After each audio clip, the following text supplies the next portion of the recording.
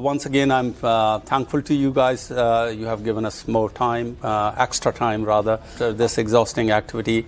But it's really nice to have your expertise here. So I will not take much of your time. It's a very short interview regarding this sustainable activity. And the most important part is, since Pakistan is an agriculture-based country, so Michel has done his research on it. So if you can start first, and you can talk about briefly how you think about the agriculture transition towards this zero carbon emission era, how you see the future. Well, I think Pakistan specifically has two challenges. One, it is an important textile country, one of the few vertically integrated, so you have a cotton cultivation up to the final product. But one of the major climate risks is the cotton cultivation in Pakistan. So that's the thing that it should be of the highest priority to address, let's say, the water system and how to keep, let's say, a competitive and sustainable cotton cultivation. That's one thing. The second thing is that also because of climate change, we have done a study on, let's say, other opportunities, and Pakistan is a major area of other agricultural crops like maize, corn, wheat, rice. And one major area to explore is to explore how straw from these crops can be used as an input for textiles. Right. Either through a, let's say, direct fiber production or through a man-made cellulosic fiber. So there's a chemical reaction required, or is a plant, or how you see the process of transferring that straw to fiber itself as a technology, I guess. What you probably will need, that's what we know from, let's say, agricultural systems, is that you will need something of, let's say, a cottage industry. So basically, we call that landscapes or hubs of, let's say, 500 to 1,000 farmers that basically produce between 1,000 and 2,000 tons. But then you get, let's say, a clean straw, and then you need, let's say, a classic viscose, Berla type of lensing type or Sateri type production.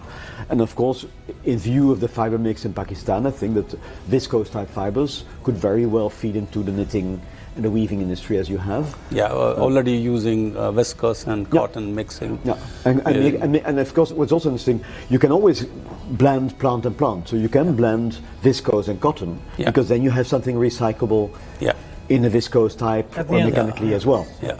So don't mix the animal and the plant. Yeah, that's the polyester and the animal, and that's don't mix polyester in the plant, but you can always blend. Yeah, just keep it original, and the organic fiber is the original thing, and it's a recyclable. Yeah. And find an alternative for elastan. Or then you're king. Yeah, but that's again a research required through a lot of institutions, and we have to be effectively chasing that information and to start the research cycle again. Yeah. What do you think about the sustainability progress in future? You know, it's like, because as I mentioned earlier, because Bill Gates says it's like 51 billion tons of emission before COVID year. And during the COVID year, it was 47 billion. So it was a shortfall of 4 billion tons, which was due to the stoppage of the economical activity. So I think what you see, because this, again, the trade will start, and we are again hitting the same cycle, and the target is to make it zero. And if you divide it in a couple of years' time, and how you see the progress, is quite complicated and complex. So how you see that? Well, I think in textiles and apparel industries, it is exceptionally complex, because we don't have the big global players that can lead us. I mean, it is easy. In the oil industry, we can address Esso and Shell, or we can address, the big food companies. But here we have hundreds and thousands of SMEs who are, as Michiel also stated in his speech, are badly or hardly organized. So how are you going to address them? A lot of them are still in business because they are not transparent. Yeah.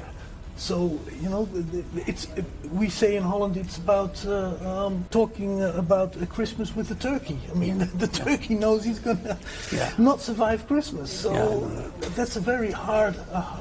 It's a tough target. It's a very tough. How you see this, Michel? Well, I'm working at a food university, so and 95% of our research work is done for the food industry. That's simple. And 5% for all the rest. All right. Textiles is 1%. 1%. All right. So one thing is you cannot reasonably change the world if you spend that little on research. So that's one thing. And second thing is that would be fine enough, but it's extremely fragmented. And you have still a lot of national trade associations. On the global level, too many. So basically, beyond the fragmentation of the industry, that's fine, that's a fact of life, but the organization of the industry is fragmented. And that basically means that if the textile and clothing industry is not able to improve its own governance, the others will set the rule. So you will get textiles that are wastes of food, but not because of textiles, because the food has left over something. And another speaker today said, well, if you are waiting for legislation, then you're too late. It's already late. It's already then you're too late. You need to keep your own faith, your own future in your own hands. The millennials, they were talking about in the COP26 in Glasgow, they were talking about the same thing.